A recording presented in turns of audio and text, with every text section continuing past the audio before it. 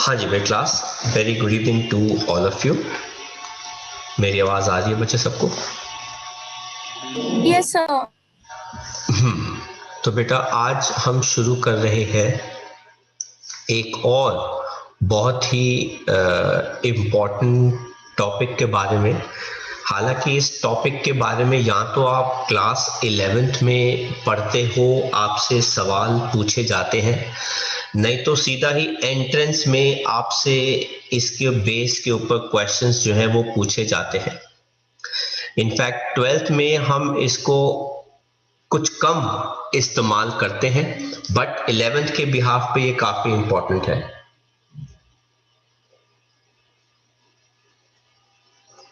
Topic का नाम है हाइपर कॉन्जुगेशन। तो क्या है ये कॉन्सेप्ट हाइपर कॉन्जुगेशन, इसको हमने समझना है। वो कहता है कि इंडक्टिव इफेक्ट एल्काइल ग्रुप्स का जब वो एक सैचुरेटेड हाइड्रोकार्बन के साथ अटैच होते हैं तो वो ये वाला ऑर्डर फॉलो करता है। सबसे ज्यादा पॉजिटिव इंडक्टिव इफेक्ट है वो टर्शरी शो करता है, उससे कम सेकेंडरी शो करता है, उससे कम प्राइमरी शो करता है, and so on. Sir alkyl groups inductive effect plus I क्यों शो करते हैं? बेटा इसी ग्रुप को देखिए, ये मिथाइल ग्रुप है और इसके अंदर जो फंक्शनल ग्रुप है बेटा वो कौन है? मिथाइल, जो किसी कार्बन चेन के साथ, सैचुरेटेड चेन के साथ अटैच किया गया है। Out of carbon and hydrogen किसकी इलेक्ट्रोनेगेटिविटी ज्यादा होती है?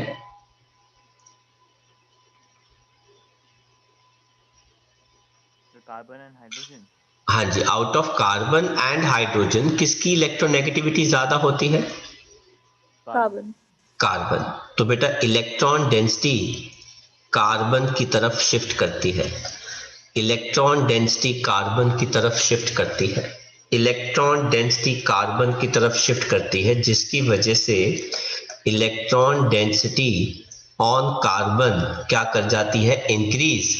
हेंस मिथाइल ग्रुप,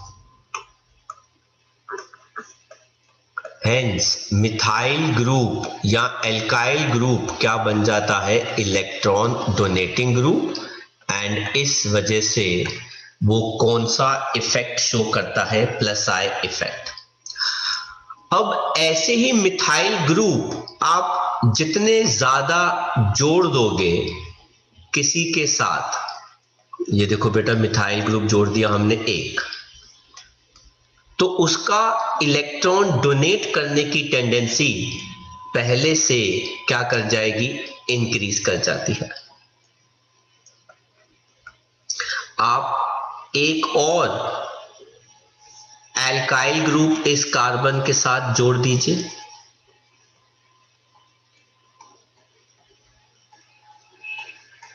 तो इसकी इलेक्ट्रॉन डोनेट करने की टेंडेंसी और बढ़ गई।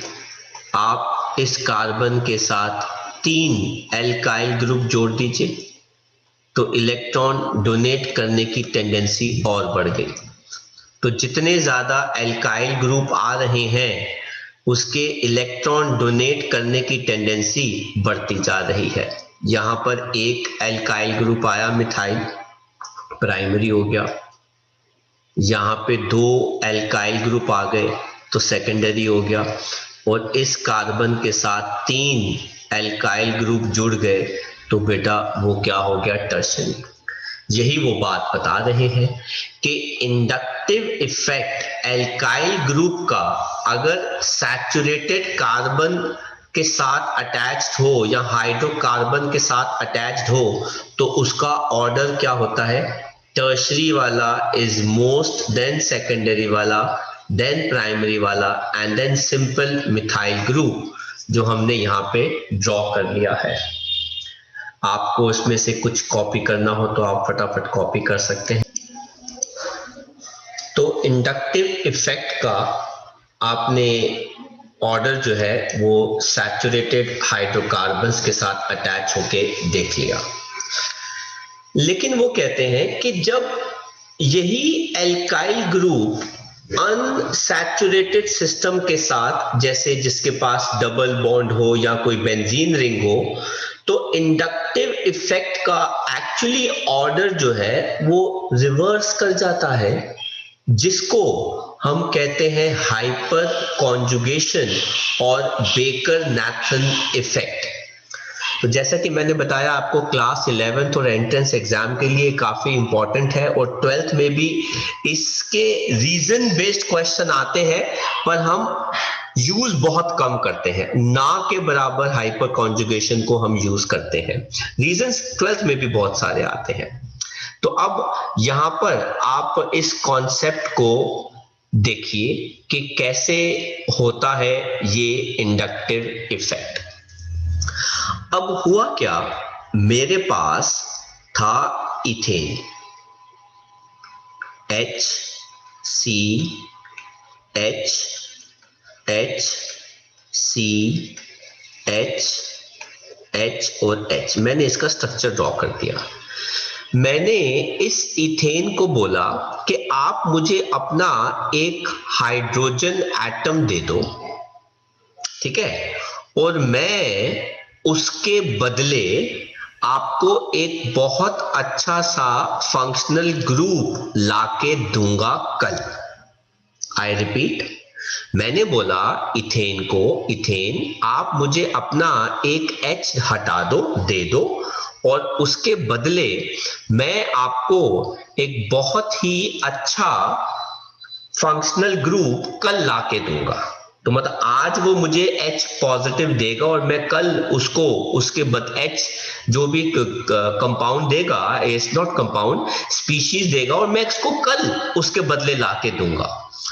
तो इथेन कहते हैं कि सर ये तो बड़ी अच्छी बात है, तो कोई ऐसी बात नहीं, आप मेरे से H माइनस ले लो।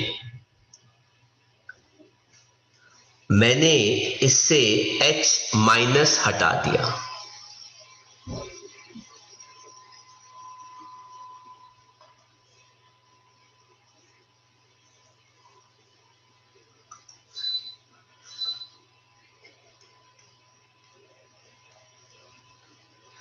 मतलब मैंने यहां से ये वाला बॉन्ड तोड़ा, ये इलेक्ट्रॉन और ये इलेक्ट्रॉन हाइड्रोजन के पास चला गया, और मेरे पास अब ये स्पीशीज जो आ रही है, मैं आपको सिंपल समझाने के बेस के बिहाफ पे ले रहा हूं, वो ये आ गई।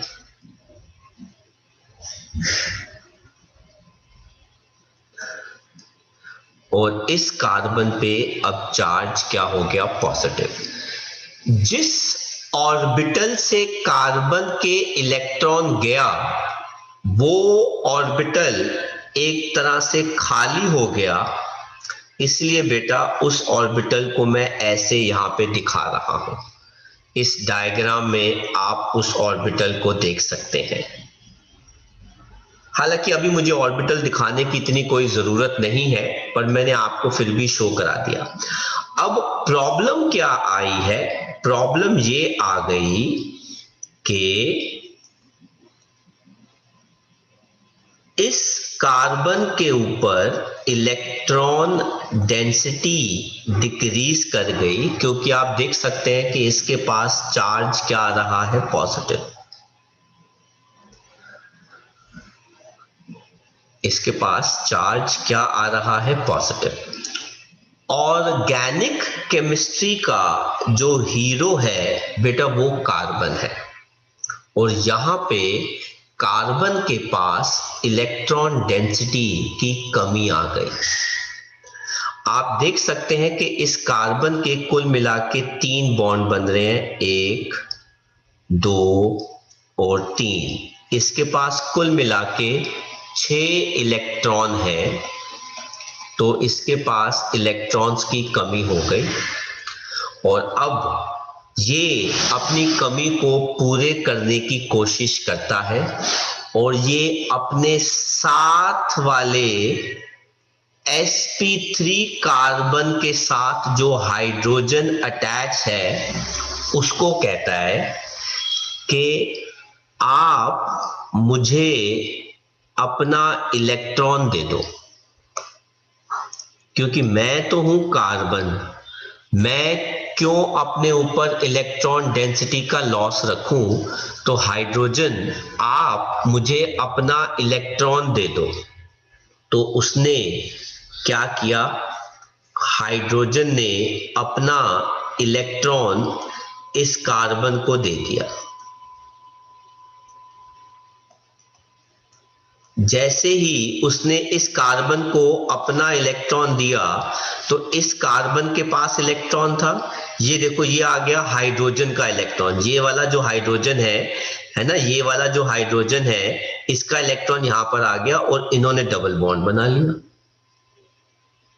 अब सिंस इस हाइड्रोजन का ये वाला इलेक्ट्रॉन गया, इसके ऊपर चार्ज क्या आ गया, पॉजिटिव।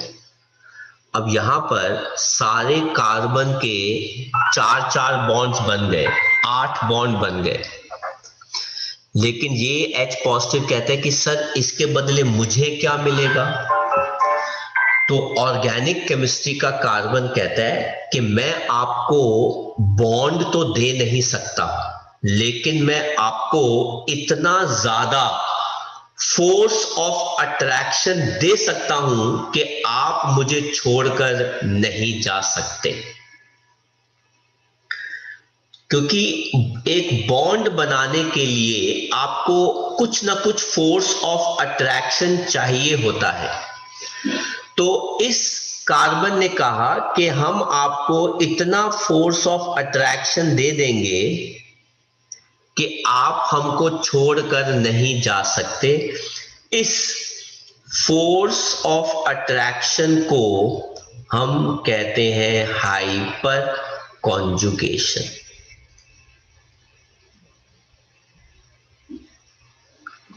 सर इसका बेनिफिट क्या हुआ बेटा, आप अगर इस स्ट्रक्चर को देखेंगे, इस स्ट्रक्चर के अंदर इलेक्ट्रॉन डेंसिटी का लॉस है, लेकिन वो लॉस किसके ऊपर है, कार्बन के ऊपर के हाइड्रोजन के ऊपर।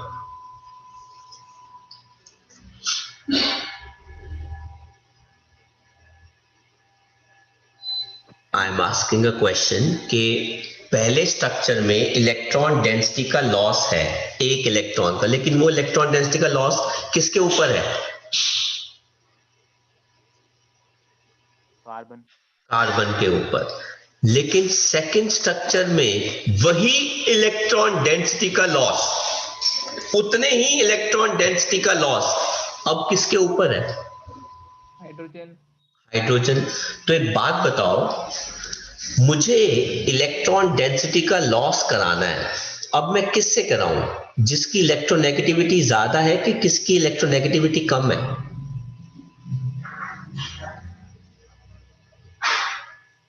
जिसकी कम है।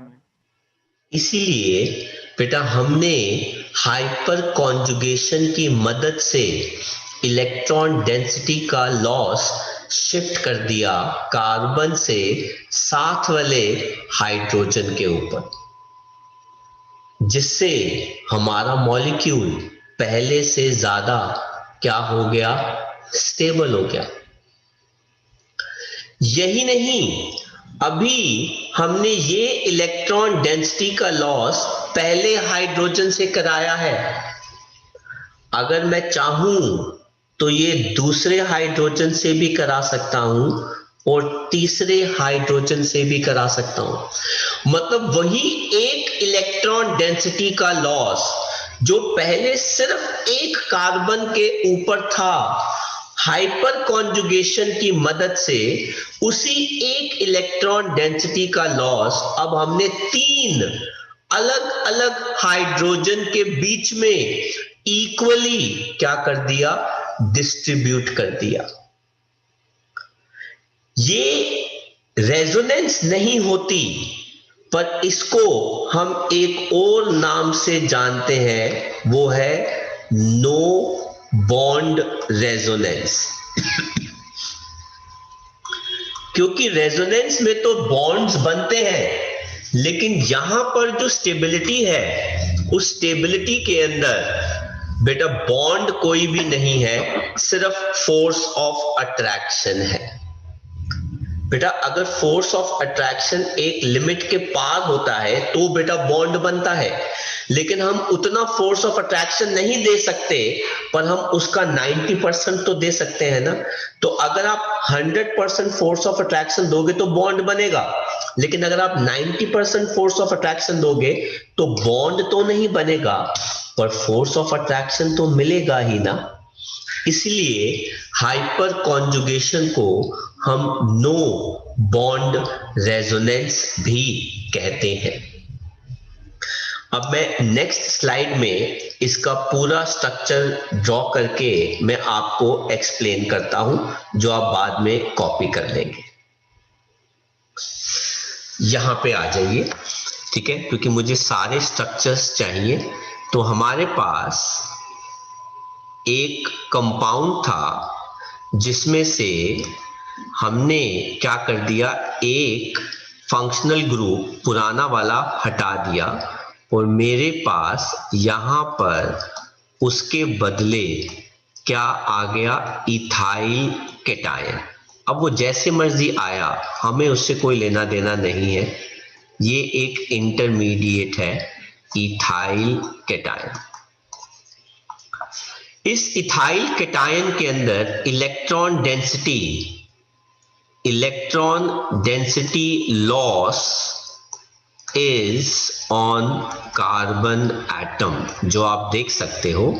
और ये वाला जो कार्बन एटम है ये sp2 हाइब्रिडाइज्ड है, लेकिन हमने हाइपर कॉन्जुगेशन की मदद से उसको बोला कि अपने साथ वाले sp3 कार्बन के हाइड्रोजन से इलेक्ट्रॉन डेंसिटी मंगवा लो।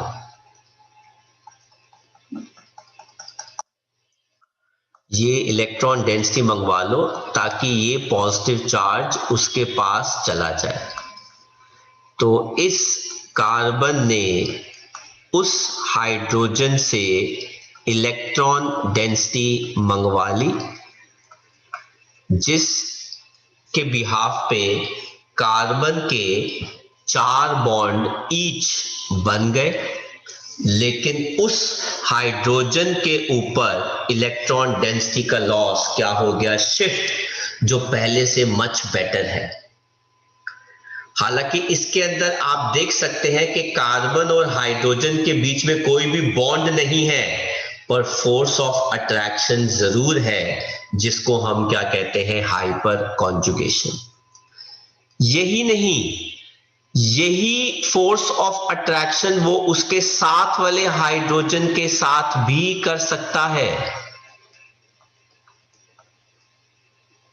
ये उसके पास ऑप्शन है और उसको भी वो उतना ही फोर्स ऑफ अट्रैक्शन देगा जितना पहले वाले के केस में आ रहा है।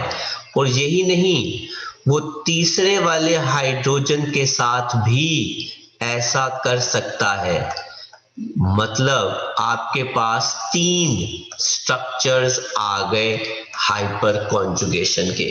तो जितने ज्यादा स्ट्रक्चर्स आपके पास एक मॉलिक्यूल के आएंगे, वो इंटरमीडिएट उतना ज्यादा क्या हो जाएगा, स्टेबल हो जाएगा। इन्हें कहते हैं hyper conjugation structures.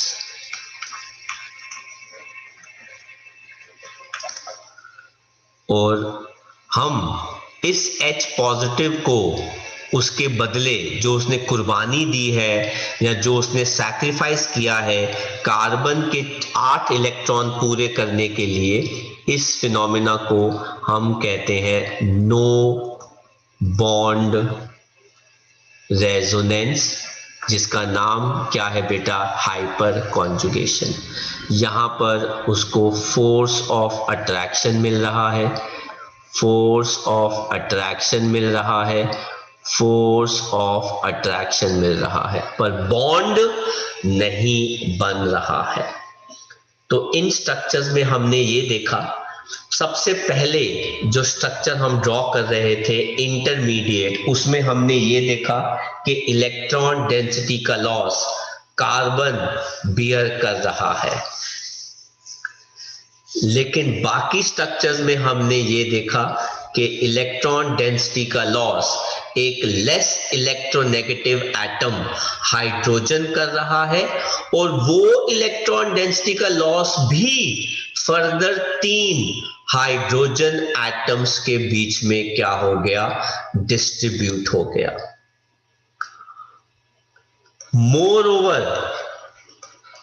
more the number of alkyl or methyl group, more is hyperconjugation and greater is stability. Sir क्या मतलब? टर्शरी के केस के अंदर हाइपर कॉन्जुगेशन सबसे ज्यादा होती है as compare to primary and as compare to simple methyl group. अब जरा ये देखो बेटा, ये कार्बन है, इसके ऊपर पॉजिटिव चार्ज आ रहा है, इसके साथ 2 हाइड्रोजन है, यहां पर मैंने एक कार्बन लगा दिया जिसके साथ 3 हाइड्रोजन है। एग्जैक्टली क्लास, और मैंने इसका ये वाला H हटाकर यहां पे भी मैंने क्या लगा दिया, CH3 लगा दिया। तो ये क्या बन गया, सेकेंडरी। अब जो हाइपर कॉन्जुगेशन ये पहले इसके साथ कर रहा था, आई रिपीट, जो हाइपर कॉन्जुगेशन ये वाला कार्बन पहले इस मिथाइल के साथ कर रहा था,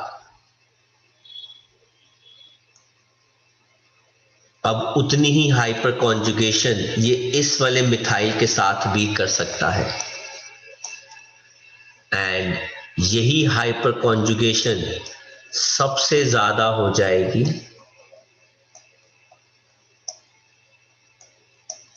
अगर इसी कार्बन जिसके पास पॉजिटिव चार्ज आ रहा है उसके पास 3 एल्काइल ग्रुप आ जाएंगे, क्योंकि ये मॉलिक्यूल फिर क्या बन जाएगा, नेचर में टर्शरी बन जाएगा।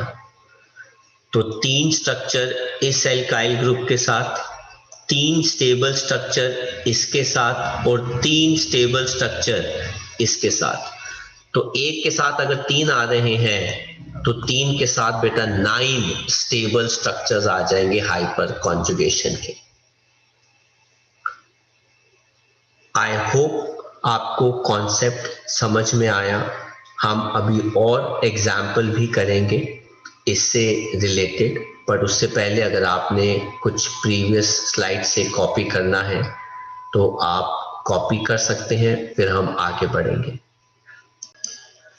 तो हमने जो अभी पढ़ा इसी को एक बार आगे देखते हैं कि कॉन्सेप्ट ये और क्या कहता है।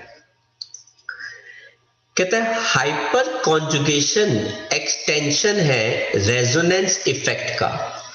जहां पे रेजोनेंस के अंदर डीलोकलाइजेशन पाई इलेक्ट्रॉन्स का होता है, वहीं पे हाइपर कॉन्जुगेशन में डीलोकलाइजेशन सिग्मा इलेक्ट्रॉन्स का होता है। कैसे? थ्रू ओवरलैपिंग खाली p orbital of double bond की विद s ऑर्बिटल ऑफ साथ वाला सिंगल बॉन्ड, इसलिए इसको हम कहते हैं सिग्मा पाई कॉन्जुगेशन। सर क्या मतलब?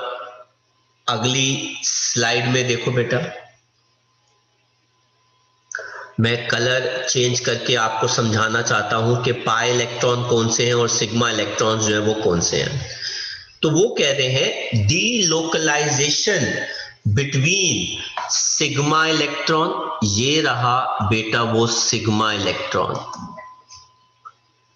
एंड पाई बॉन्ड, ये रहा बेटा वो पाई बॉन्ड। अब है तो बेटा ये वही 2 इलेक्ट्रॉन्स, यहां पे कार्बन और कार्बन के बीच में आते हैं तो पाई बॉन्ड बन जाते हैं, और कार्बन और हाइड्रोजन के बीच में आते हैं, इधर आते हैं तो सिग्मा बॉन्ड बन जाते हैं, और इधर आते हैं तो पाई बॉन्ड बन जाते हैं। या इधर आ जाएंगे तो आप देख सकते हैं कि ये पाई बॉन्ड बन गए, या इधर आ गए तो आप देख सकते हैं कि ये पाई बॉन्ड बन गए। पर कभी सिग्मा यहाँ का हो सकता है, कभी सिग्मा ये वाला हो सकता है, कभी सिग्मा ये वाला हो सकता है। तो it is a delocalization of दो इलेक्ट्रॉन्स जो किसी के साथ मिलकर सिग्मा बॉन्ड बनाते हैं, पर जब वो कार्बन और कार्बन के बीच में आते हैं तो बेटा वो पाई बॉन्ड बना देते हैं। इसलिए हमने लिखा है बेटा it is a delocalization of sigma pi electrons. आया बेटा कॉन्सेप्ट समझ में? Yes no? तो इसको हटा के अब हम आगे बात करते हैं बेटा। वो कहते हैं सिंस इनके अंदर there is no bond between carbon and hydrogen, जिसकी हम बात कर रहे थे इन द हाइपरकॉन्जुगेशन स्ट्रक्चर्स, इसीलिए बेटा इसको हम नो बॉन्ड रेजोनेंस भी कहते हैं। अब इसका फायदा देखने से पहले हम एक और एग्जाम्पल लेते हैं। अब बेटा मेरे पास वही मॉलिक्यूल है, लेकिन इस बार मैंने उसको बोला कि आप मुझे अपना H एटम दो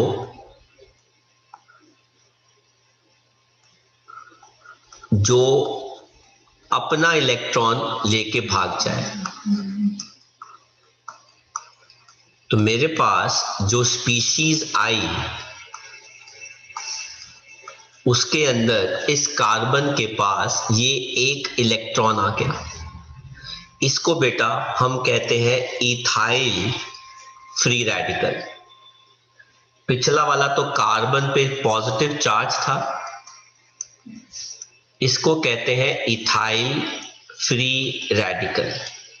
अब इसने कहा कि ओह मैं तो ऐसे अनस्टेबल हो जाऊंगा, मेरे पास स्पीशीज तो नई वाली कल आएगी, है ना, या थोड़ी देर के बाद आएगी, मैं अपने आप को स्टेबलाइज कैसे करूं? मेरे पास तो कुल मिला के 7 बैलेंस इलेक्ट्रॉन आ रहे हैं और sp2 हाइब्रिडाइज्ड हूं मैं। तो इलेक्ट्रॉन डेंसिटी इस कार्बन के बीच में कम होता देख साथ वाला sp3 कार्बन कहता है कि आप मेरे वाले हाइड्रोजन का इलेक्ट्रॉन ले लो।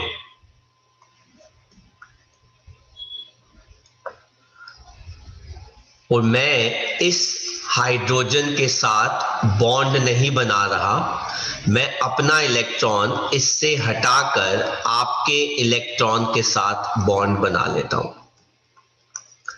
तो पिछली बार जब कार्बन पे पॉजिटिव चार्ज आ रहा था तो उसने अपना पॉजिटिव चार्ज हाइड्रोजन की तरफ शिफ्ट कर दिया, लेकिन इस बार कार्बन के ऊपर अपना एक नॉन बॉन्डिंग इलेक्ट्रॉन था और वही नॉन बॉन्डिंग इलेक्ट्रॉन अब इस हाइड्रोजन के पास रह गया। अब सर इसने कुर्बानी दी है तो उसको क्या मिलना चाहिए? इसको इतना फोर्स ऑफ अट्रैक्शन दे दो ताकि ये हमारे साथ जुड़ा रहे। तो इसको हम कहते हैं नो बॉन्ड रेजोनेंस और हाइपर कॉन्जुगेशन। यही नहीं, आप इसको इस स्ट्रक्चर के साथ ही क्या, आप इसके साथ वाले स्ट्रक्चर के साथ भी ऐसा कर सकते हो। हाइड्रोजन के साथ कार्बन के सारे बॉन्ड्स पूरे करो, वो ज्यादा इंपॉर्टेंट है as compare to less electronegative hydrogen atom. यही नहीं, आप तीसरे वाले हाइड्रोजन के साथ भी ऐसा कर सकते हैं। इससे होगा क्या कि कार्बन के अपने 4 के 4 बॉन्ड्स पूरे बनेंगे, पर जो कुर्बानी हाइड्रोजन दे रहा है उसके बदले उसको क्या मिल रहा है? फोर्स ऑफ अट्रैक्शन मिल रहा है, जिसको हम क्या कहते हैं? No bond resonance. तो it is a delocalisation electrons का बिटवीन दो इलेक्ट्रॉन्स जो कभी तो सिग्मा बॉन्ड बना लेते हैं और कार्बन के बीच में वो क्या बना लेते हैं, पाई बॉन्ड बना लेते हैं।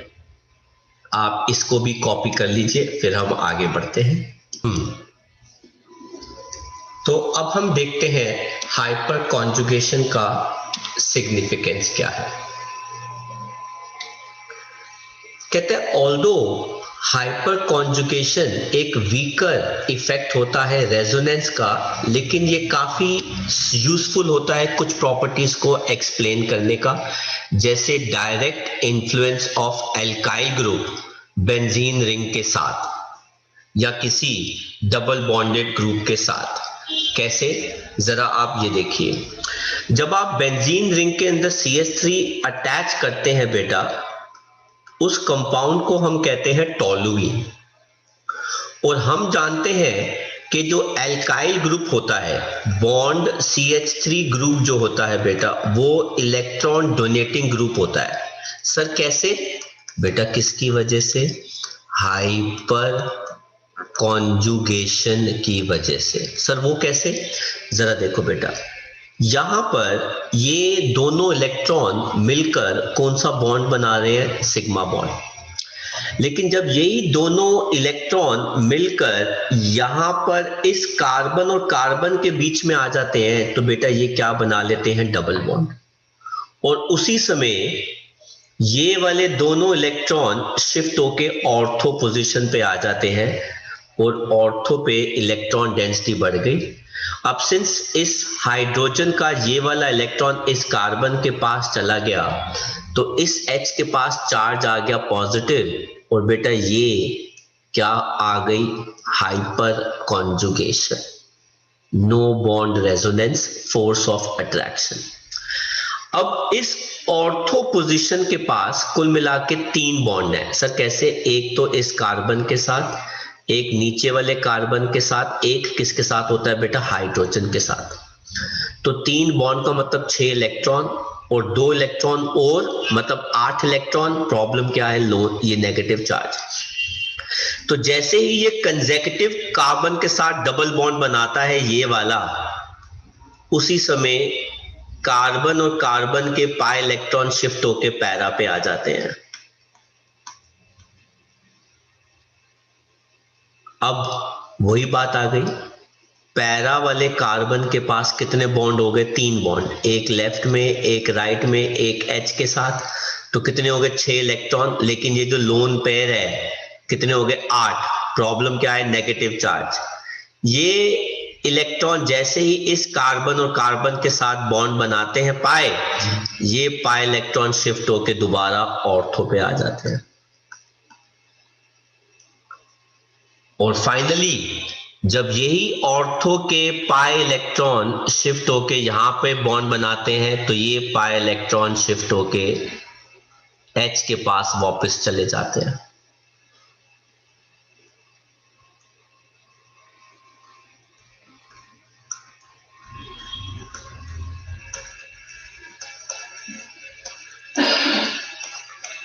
All because of hyper conjugation। अभी बेटा ये जो 5 स्ट्रक्चर आए हैं, ये सिर्फ इस हाइड्रोजन को रिलेट करके आए हैं। ऐसे ही 5 स्ट्रक्चर दूसरे वाले हाइड्रोजन को रिलेट करके भी आ सकते थे, तीसरे वाले हाइड्रोजन को रिलेट करके भी आ सकते थे, क्योंकि इसके पास अभी 2 और अल्फा हाइड्रोजन है। तो कितनी अच्छी स्टेबिलिटी मिल रही है इस मॉलिक्यूल को बैठे बिठाए, अपने आप को ही ये स्टेबल कर पा रहा है। तो इस वजह से बेंजीन के साथ एल्काइल ग्रुप जब लगते हैं तो वो कंपाउंड्स काफी ज्यादा क्या होते हैं बेटा, स्टेबल होते हैं। यहां पे जो आप फ्री प्रोटॉन देख रहे हैं इन स्ट्रक्चर्स के अंदर, ये मॉलिक्यूल के साथ क्वाइट फर्मली बॉन्डेड रहता है, to the pi cloud and hence is not free to move। का ये मत सोचना कि ये जो फ्री H पॉजिटिव आपको नजर आ रहा है ये अब कहीं पे भी जा सकता है। No, it is not free to move. अभी भी हाइपर कॉन्जुगेशन की मदद से ये टाइटली बॉन्डेड है। कुछ कॉपी करना हो तो आप कॉपी कर सकते हैं बेटा। तो आगे बात करते हैं। एक तो फायदा हो गया कि डायरेक्ट एल्काइल ग्रुप आप अटैच कर दोगे तो हमारे पास क्या आ जाती है, स्टेबिलिटी आ जाती है उस एल्काइल ग्रुप की रिंग के साथ due to hyperconjugation. Then हम बात करते हैं स्टेबिलिटी कार्बोकैटायंस की और फ्री रेडिकल्स की। क्या होती है, टर्शरी सबसे ज्यादा होता है, उससे कम सेकेंडरी, उससे कम प्राइमरी, जो हमने अभी थोड़ी देर पहले देखे थे एग्जाम्पल्स। तो अब वो जो टर्शरी प्राइमरी सेकेंडरी जो हमारे एग्जाम्पल्स हैं इसके अंदर क्या कहते हैं स्टेबिलिटी ऑफ कार्बोकैटायन में अभी हमने एक एक ड्रॉ किया था। मैं आपको दोबारा इनको एक्सप्लेन करूंगा अभी इस टॉपिक के अंदर जिसका नाम है रिएक्शन इंटरमीडिएट्स। ये क्या होते हैं, वो कहते हैं कि जब कोई रिएक्शन होती है तो रिएक्टेंट्स प्रोडक्ट बनाने से पहले क्या बनाते हैं, इंटरमीडिएट्स। ये इंटरमीडिएट्स अनस्टेबल होते हैं इसलिए कंबाइन करके फाइनली क्या बनाते हैं, प्रोडक्ट। और ये किस टाइप के होते हैं, सबसे पहले आते हैं कार्बोकैटायंस जिनको हम कार्बेनियम भी कहते हैं। कार्बो मतलब कार्बन, कार्बन के ऊपर चार्ज क्या आएगा बेटा, पॉजिटिव, तभी तो वो कैटायन बनेगा। अगर कार्बन के ऊपर चार्ज पॉजिटिव आ रहा है तो उसका मतलब उसके पास 3 बॉन्ड बन रहे हैं। अगर 3 बॉन्ड इसके पास बन रहे हैं तो कुल मिला के शेयरिंग के बाद कार्बोकैटायन के पास 6 इलेक्ट्रॉन्स होते हैं आउटर मोस्ट शेल में। तो एक ऐसा कार्बन जिसके पास 6 इलेक्ट्रॉन्स होते हैं शेयरिंग के बाद और साथ में क्या होता है, पॉजिटिव चार्ज, उसे कहते हैं कार्बोकैटायन। अब किस टाइप के कार्बोकैटायंस होते हैं हमारे पास, टर्शरी, सेकेंडरी, प्राइमरी और सिंपली क्या आ गया, CH3। सर टर्शरी कार्बोकैटायन एक बार दिखाएंगे कैसा होता है बेटा। ये देखो, ये कार्बन है, इस कार्बन के ऊपर चार्ज क्या आएगा बेटा, पॉजिटिव।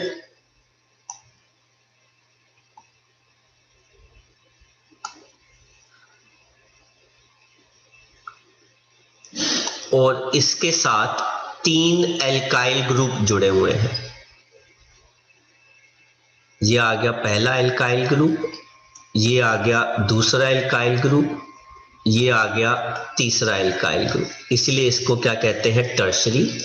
ये सबसे ज्यादा स्टेबल माना जाता है एज कंपेयर टू सेकेंडरी जिसके अंदर 2 ही एल्काइल ग्रुप होते हैं, और एज कंपेयर टू प्राइमरी जिसके अंदर एक ही एल्काइल ग्रुप होता है, और सबसे सिंपल जो होता है वो क्या होता है, CH3।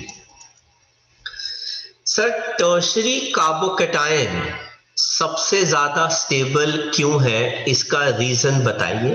तो बेटा इसका रीजन 2 है।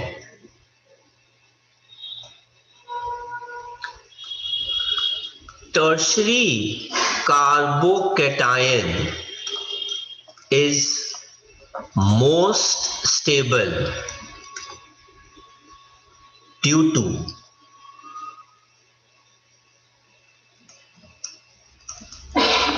अब मैं आपको जो चीज बताने जा रहा हूं मार्क कीजिए इसको, वेरी इंपॉर्टेंट। क्लास 11th में आपका ऑर्गेनिक का टेस्ट है और ऑर्गेनिक का टेस्ट में उन्होंने टर्शरी कार्बोकैटायन के बारे में नहीं पूछा तो बेटा आप क्वेश्चन पेपर ही अटेम्प्ट मत करना। आज भी हर एंट्रेंस एग्जाम के अंदर टर्शरी कार्बोकैटायन के बारे में 2 साल में ऑन एन एवरेज 2 साल में एक बार क्वेश्चन आता है। ये इतना इंपॉर्टेंट टॉपिक है, ये 11th में भी आएगा ही आएगा, 12th में भी आएगा ही आएगा, और कॉलेज में भी आएगा, एंट्रेंस में भी आएगा। और जब एक बार नितिन सर ने बोल दिया आएगा तो मतलब आएगा ही आएगा। अब वो कैसे आता है वो डिपेंड करता है कि वो आपको 4 कैटायन दे देंगे, उसमें से पूछ देंगे कौन सबसे ज्यादा स्टेबल है, या रीजन पूछ लेंगे कि स्टेबिलिटी का राज क्या है। स्टेबिलिटी का राज टर्शरी कार्बोकैटायन का वो क्या है, 2 है। एक है it has maximum plus I inductive effect. क्यों sir? Due to presence of 3 electron donating groups, that is alkyl group।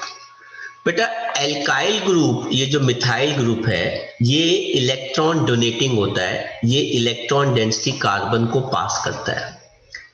ये भी मिथाइल ग्रुप इलेक्ट्रॉन डोनेटिंग है, ये इलेक्ट्रॉन डेंसिटी कार्बन को पास कर रहा है, ये भी इलेक्ट्रॉन डेंसिटी कार्बन को पास कर रहा है। तो इस कार्बन पर इलेक्ट्रॉन डेंसिटी पहले से इस कार्बन पर इलेक्ट्रॉन डेंसिटी पहले से कम है, लेकिन 3 एल्काइल ग्रुप होने की वजह से थोड़ा सा कंपेंसेशन आ जाता है। इसलिए in comparison to secondary and in comparison to primary, tertiary ज्यादा स्टेबल होता है क्योंकि इसके पास 3 एल्काइल ग्रुप इलेक्ट्रॉन डोनेटिंग होते हैं। हालांकि सेकेंडरी में सिर्फ 2 ही इलेक्ट्रॉन डोनेटिंग ग्रुप है, और प्राइमरी में तो सिर्फ एक ही इलेक्ट्रॉन डोनेटिंग ग्रुप है, और इसमें तो कोई भी इलेक्ट्रॉन डोनेटिंग ग्रुप नहीं है, तो इसलिए इसकी स्टेबिलिटी क्या हो जाती है, लीस्ट। दूसरा जो बेटा रीजन आता है वो आता है maximum amount of hyper conjugation in tertiary molecule. Hyper conjugation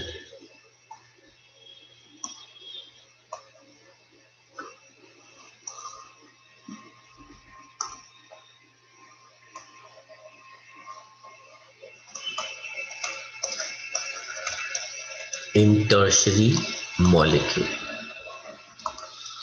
क्योंकि इस केस में टर्शरी मॉलिक्यूल के केस में 9 स्ट्रक्चर्स बनेंगे इलेक्ट्रॉन डेंसिटी फ्लो के, लेकिन सेकेंडरी में कितने बनेंगे, 6, प्राइमरी में कितने बनेंगे, 3, और इसमें तो बहुत कम बनेंगे स्ट्रक्चर, है ही नहीं इसके अंदर स्ट्रक्चर। इस वजह से tertiary carbocation, I repeat very important statement, tertiary carbocation सबसे ज्यादा स्टेबल होता है क्योंकि 2 रीजन, उसके पास सबसे ज्यादा प्लस आई इफेक्ट होता है क्योंकि उसके पास 3 इलेक्ट्रॉन डोनेटिंग ग्रुप या फिर 3 इलेक्ट्रॉन डोनेटिंग एल्काइल ग्रुप्स होते हैं। दूसरा रीजन अगर कभी जरूरत पड़े तो, हालांकि पहला रीजन सबसे ज्यादा इंपॉर्टेंट है, दूसरा रीजन हाइपर कॉन्जुगेशन की वजह से टर्शरी मॉलिक्यूल के 9 स्ट्रक्चर्स आते हैं, जिस वजह से उसकी स्टेबिलिटी बढ़ जाती है as compare to secondary, primary and so on. तो आप कॉपी कर सकते। चलिए, तो order of stability can be explain. पहला इंडक्टिव इफेक्ट, ठीक है, तो टर्शरी कार्बोकैटायन के अंदर सबसे ज्यादा इंडक्टिव इफेक्ट आता है जो हमने पढ़ लिया बेटा। दूसरा आता है रेजोनेंस इफेक्ट, और वो डिपेंड करता है कि किस टाइप का कैटायन है। अब आप देख लीजिए बेटा, एलाइलिक कार्बोकैटायन, एलाइलिक का मतलब होता है डबल बॉन्डेड कार्बन और उसके साथ जो कार्बन अटैच्ड है उस पर पॉजिटिव चार्ज। तो जब ये पाई इलेक्ट्रॉन शिफ्ट होके इधर आ जाएंगे तो ये पॉजिटिव चार्ज यहां चला गया, मतलब पहले इलेक्ट्रॉन का लॉस सिर्फ यही बियर कर रहा था, लेकिन रेजोनेंस की वजह से इलेक्ट्रॉन का लॉस 2 कार्बन में इक्वली डिस्ट्रीब्यूट हो गया। तो ये तो बड़ी अच्छी बात है। ऐसे ही बेटा ये वाला स्ट्रक्चर्स देखो, इसके अंदर मैं इस वाले स्ट्रक्चर की बात कर रहा हूं, इसका नाम होता है बेंजाइलिक कैटायन, CH2 पॉजिटिव। ये इसका नाम क्या है बेटा? Benzylic cation. देखो कितने अलग अलग टाइप के कैटायंस हैं। अभी तो हम सिंपल कैटायन पढ़ रहे थे, अभी हमने पढ़ा एलाइलिक कैटायन, अब हम पढ़ रहे हैं बेंजाइलिक कैटायन। बेटा इस बेंजाइलिक कैटायन के अंदर CH2 के साथ एक बेंजीन रिंग है। तो बेटा ये क्या करता है, ये पाई इलेक्ट्रॉन इस कार्बन के साथ बनाता है कि ताकि इस कार्बन के 4 बॉन्ड पूरे हो जाए। इस वजह से ये पॉजिटिव चार्ज ऑर्थो पोजीशन पे आ जाता है। तो अब यहां पर डबल बॉन्ड हो गया और ऑर्थो पे चार्ज क्या हो गया बेटा? पॉजिटिव। ये हो गया फर्स्ट स्ट्रक्चर, ये हो गया सेकंड स्ट्रक्चर। जहां पे पहले एक ही कार्बन पे इलेक्ट्रॉन डेंसिटी का लॉस था, अब 2 कार्बन के बीच में डिवाइड हो गया। उसी समय ये पाई इलेक्ट्रॉन शिफ्ट होके इधर आ जाएंगे, तो बेटा ये पॉजिटिव चार्ज इधर आ गया।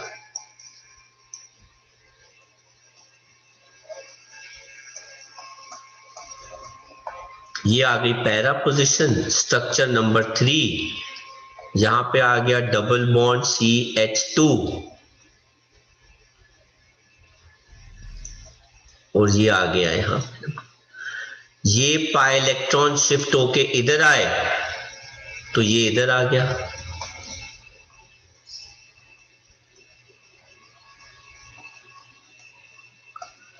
तो इस वाले कार्बन के 4 बॉन्ड पूरे हो गए, पर ऑर्थो पे दोबारा पॉजिटिव चार्ज आ गया। ये हो गया फोर्थ स्ट्रक्चर। एंड फाइनली जब ये पाई इलेक्ट्रॉन इधर आया तो ये पॉजिटिव चार्ज इधर चला गया।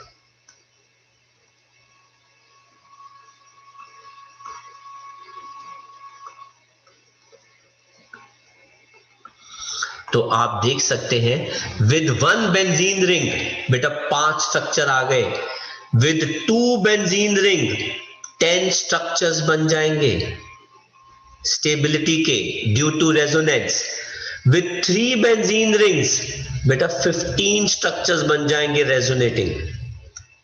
जितने ज्यादा रेजोनेटिंग स्ट्रक्चर्स उतनी ज्यादा क्या हो जाती है बेटा? कैटायन की स्टेबिलिटी। अभी इसमें हाइपर कॉन्जुगेशन नहीं आया, वो सी पार्ट है। अभी हमने ए पार्ट पढ़ा इंडक्टिव इफेक्ट, दूसरा पार्ट पढ़ा है B part that is resonance. ठीक है, आगे जाके पढ़ेंगे हम थर्ड वाला पार्ट, तो कॉपी कर लो इसको। तो यहां पे रेजोनेंस ने भी कैटायन को क्या कर दिया बेटा? स्टेबलाइज कर दिया।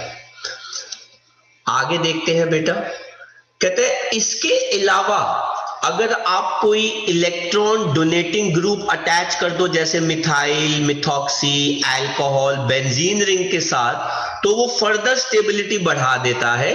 और अगर आप इलेक्ट्रॉन विड्रॉइंग ग्रुप लगा दोगे, जैसे नाइट्रो, साइनो, ये वाला ग्रुप, तो बेटा वो स्टेबिलिटी को कैटायन की कम कर देता है। पर ये जैसे जैसे पॉइंट में आएंगे हम बेटा वहां पे इनको एक्सप्लेन करेंगे। इनकी अभी क्लास 11th में इतनी जरूरत नहीं होती। देन तीसरा फैक्टर हाइपर कॉन्जुगेशन। अभी बेटा हमने वर्ड पढ़ा था, वही कॉन्सेप्ट हम इसको दोबारा लेके आ रहे हैं कि कैसे hyper conjugation phenyl, benzyl cation and इनके अंदर जो है वो क्या हो जाती है? एक्टिव हो जाती है ना। तो आप देख सकते हैं टर्शरी कार्बोकैटायन जो हमने पढ़ा था अभी, secondary carbocation, primary and so on. इनके केस के अंदर कैसे स्पीशीज जो है वो अपने आप को क्या कर लेती हैं? स्टेबल कर लेती हैं। यहां पे आप ये भी देख सकते हैं कि इसके अंदर भी हाइपर कॉन्जुगेशन है और इस वाले स्पीशीज के अंदर रेजोनेंस भी है। तो उस बिहाफ पर हम मॉलिक्यूल्स को एक्सप्लेन कर देते हैं। हालांकि आपसे कभी भी ये और ये पूछा नहीं जाएगा ठीक है। पर आपसे ये पूछा जा सकता है आगे जाके क्लास 12th के अंदर, ये इंपॉर्टेंट है। और ये भी आप रेजोनेंस पे एक्सप्लेन कर दो, ज्यादा बेटर है as compare to hyperconjugation. आपको लाने की जरूरत नहीं है, हमें सिर्फ नाम लिखना है कि भाई ये वाला मॉलिक्यूल स्टेबल है किसकी वजह से, due to resonance and hyperconjugation. और इसके अंदर रेजोनेंस ज्यादा प्रोमिनेंट है तो आप रेजोनेटिंग स्ट्रक्चर जरूर दिखाइएगा। एंड फिर ये लिस्ट आ जाती है, इस लिस्ट को अभी आप रख लो, हम इसको आगे जाके यूज करेंगे, जहां पे जरूरत होती है वहीं पे यूज करते हैं। तो हाइपर कॉन्जुगेशन में जो हमें सबसे ज्यादा इंपॉर्टेंट लग रहा है वो सेकंड वाला पार्ट लग रहा है। मैंने आपको पूरी की पूरी लिस्ट जो है वो दे दी है। तो अगर स्टेबिलिटी कार्बोकेटायन की कैसी है, टर्शरी सबसे ज्यादा स्टेबल है, सेकेंडरी उससे कम है, प्राइमरी उससे कम है, और सबसे कम जो है वो CH3 है। तो बेटा रिएक्टिविटी का ऑर्डर ऑपोजिट हो जाता है, क्योंकि जो चीज ज्यादा स्टेबल है वो उतनी आसानी से रिएक्ट नहीं करेगी, जो चीज कम स्टेबल है वो जल्दी रिएक्ट करती है, राइट। देन कार्ब एनायंस है, वो हम आज की क्लास में नहीं करेंगे। तो आज हम इतना ही कर रहे हैं, आपने जो कॉपी करना है आप कॉपी कर सकते हैं।